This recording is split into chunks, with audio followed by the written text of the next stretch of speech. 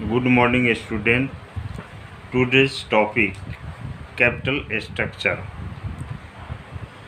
पूंजी संरचना से आशय यह निश्चित करना है कि संपूर्ण पूंजी में कितना भाग अंशों से समता एवं पूर्वाधिकार तथा कितना भाग ऋण पत्रों से प्राप्त किया जाता है। Capital structure refers to ensure the proper ratio between share, equity and preference and debenture for acquisition of total capital. Capital structure पूंजी संरचना बराबर ऋण डेबिट बटे समता इक्विटी को डिवाइड करेंगे।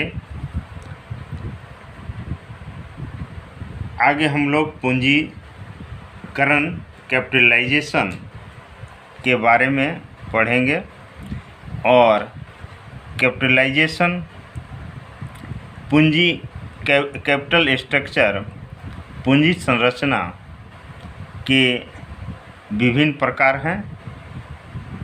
वित्तीय ढांचा फिनेंशियल स्ट्रक्चर वित्तीय ढांचा से अभिप्राय चिट्ठे के दायित्व पक्ष की रचना कंपोजिशन से है, अर्थात इसके अंतर्गत दीर्घकालीन एवं अल्पकालीन दोनों प्रकार के पूंजी स्रोतों को सम्मिलित किया जाता है। अर्थात फिनेंशियल स्ट्रक्चर बराबर long term capital plus current liabilities, यानी मेरे पास फिनेंशियल स्ट्रक्चर 2 लाख है तो इसमें लॉन्ग टर्म कैपिटल 18 लाख और करेंट लायबिलिटीज 2 लाख यानी 20 लाख। सेकेंड, पूंजीकरण कैपिटलाइजेशन पूंजीकरण से अभिप्राय दीर्घकालीन पूंजी स्रोतों के योग से है, अर्थात यदि वित्तीय ढांचे में से अल्पकालीन पूंजी स्रोतों करेंट लायबिलिटी को कम कर दिया जाए तो शेष पूंजीकरण कैपिटलाइजेशन बचता है। अर्थात capitalisation equal to financial structure minus current liability. मान लिया कि मेरे पास 18 लाख पूंजीकरण यानी कैपिटलाइजेशन फिनेंशियल स्ट्रक्चर 20 लाख में करेंट मेरा लायबिलिटी 2 लाख यानी 18 लाख। तीसरा, पूंजी ढांचा कैपिटल स्ट्रक्चर पूंजी ढांचा से अभिप्राय दीर्घकालीन पूंजी के विभिन्न स्रोतों के पारस्परिक अनुपात से है। पूंजीकरण एवं पूंजी ढांचे के संबंध में कहा जा सकता है कि पूंजीकरण दीर्घकालीन कोषों का संख्यात्मक पहलू है जबकि पूंजी ढांचा गुणात्मक पहलू है।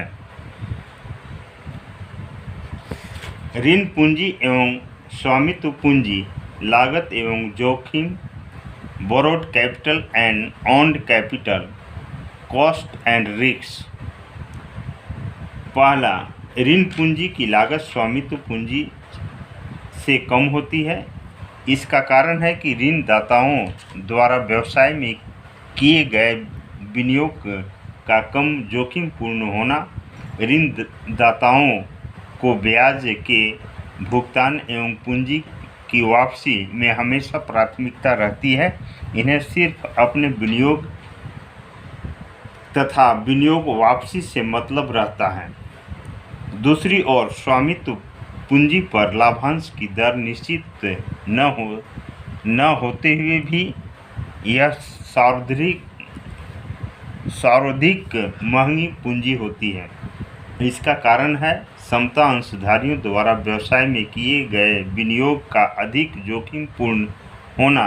समता अंशधारियों को लाभांश एवं पूंजी की वापसी सबसे बाद में होती है। ये व्यवसाय के स्वामी वर्ग में आते हैं। सेकेंड, ऋण पूंजी व्यवसाय के लिए सर्वाधिक जोखिमपूर्ण होती है। क्योंकि ऋणदाता ब्याज एवं मूल राशि की वापसी न होने पर न्यायालय में कंपनी के समापन के लिए प्रार्थना दायर कर सकते हैं। समता अंशधारियों को ऐसा अधिकार प्राप्त नहीं है, इसलिए इसमें कंपनी की कोई जोखिम नहीं होती।